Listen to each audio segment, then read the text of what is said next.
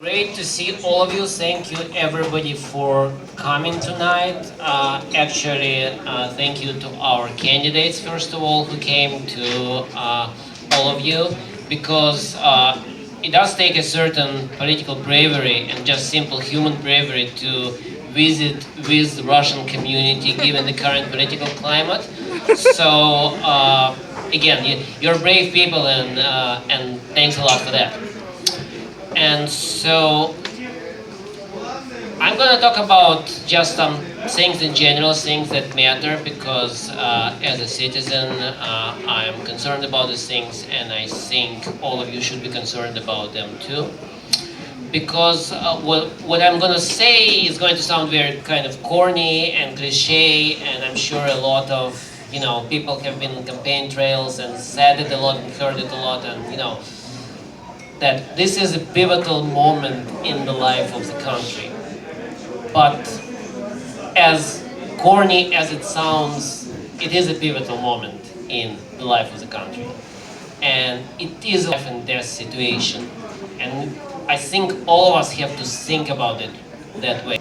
That it's not just another election, because a lot of things are at stake today, both in the state of Illinois and in the United States.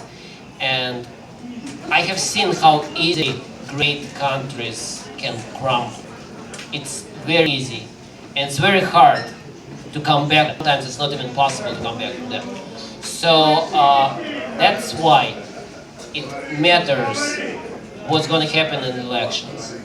And it matters much more than going to be another campaign. You guys can think it's just we'll just come back in 2 years and 4 years and we'll do the same thing again, and meanwhile things are going to keep going on the same way it did.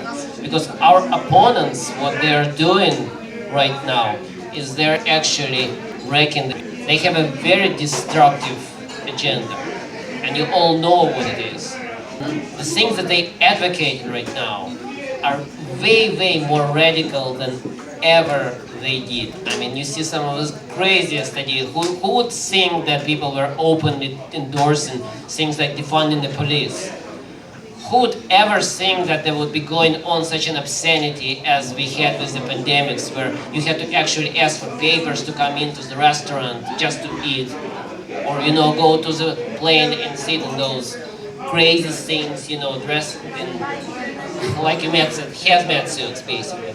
So it matters, and they have a will to win, and you guys should have a will to win. That is very important, that you guys have a will to win, that you would want to win, because they certainly want to stay in power, and they certainly don't want to ever allow any other Republicans, except for their clones like Mitt Romney or Lynn Cheney, or Kinzinger, or people like that.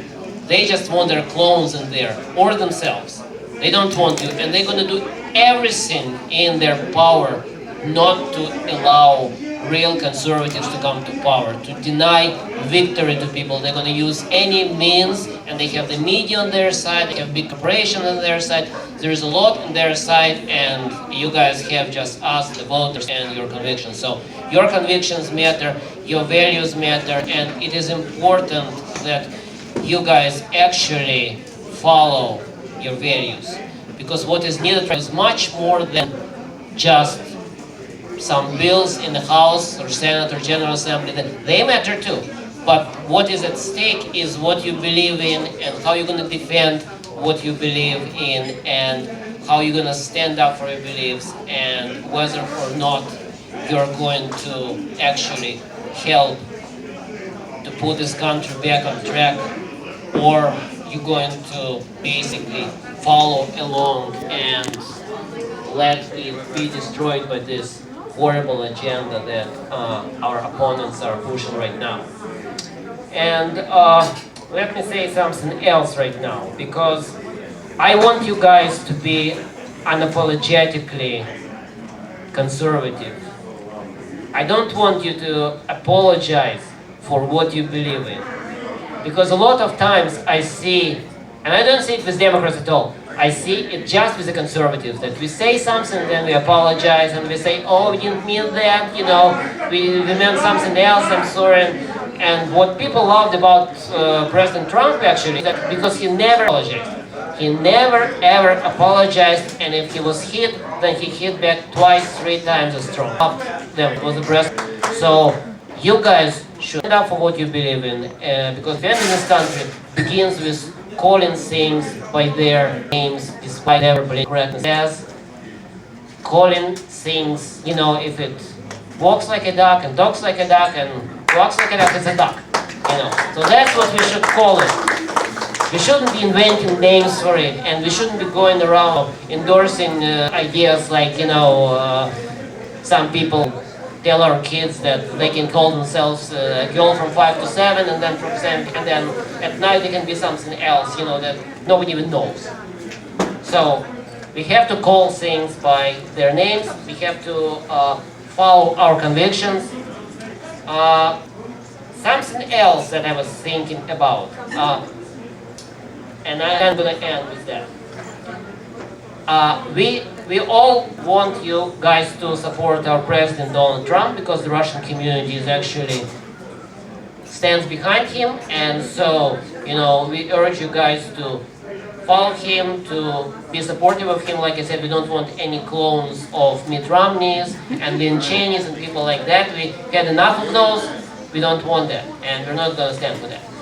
And it's also very important to realize that right now we have to stand for real problems of the United States. And the real problems are not abroad, even though there will be people right now that are trying to distract us from what just happened with the pandemics. Nobody remembers about the pandemics anymore. Nobody talks about it. It disappeared from our screen. Where did it go? Who knows? Because only yesterday the biggest crisis in the universe. Now it's gone, because they're trying to distract us. So don't follow them. Don't follow them into crazy kind of adventures, because you know what?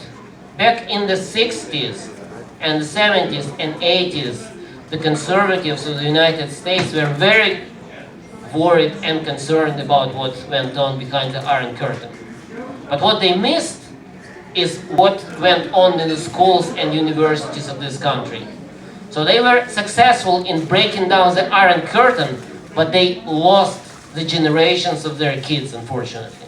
Because all that infiltration of the leftists and Marxists and people in those schools and universities started back in the 60s. So we cannot allow ourselves to be distracted once again to something that they're going to tell us, you know, oh, it matters, you know, whatever happened somewhere else abroad, and we have to go there, instead of thinking about things at home and worrying about things at home.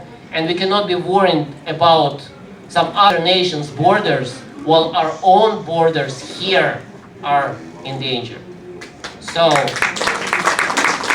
America first, I think that's a great slogan, and I think you guys should follow that, and I think you hold on to that, and then we can be successful, because again, once again, this is a pivotal moment, and we never know if, well, we know that they're going to try to pull the same circus as they did in 2020. We know that. Yeah. We are sure of that. They're going to pull something like that. They're going to try doing that, so we have to be ready for this scenario, and we have to be ready to counter that. But don't think that you're just going to go back and fight again and again and again, because they're going to try to deny you that opportunity. So we have to do it here now, and we have to stand fast, and we have to stand with the power of our convictions. So I hope we will win in the end. Thank you, Dan.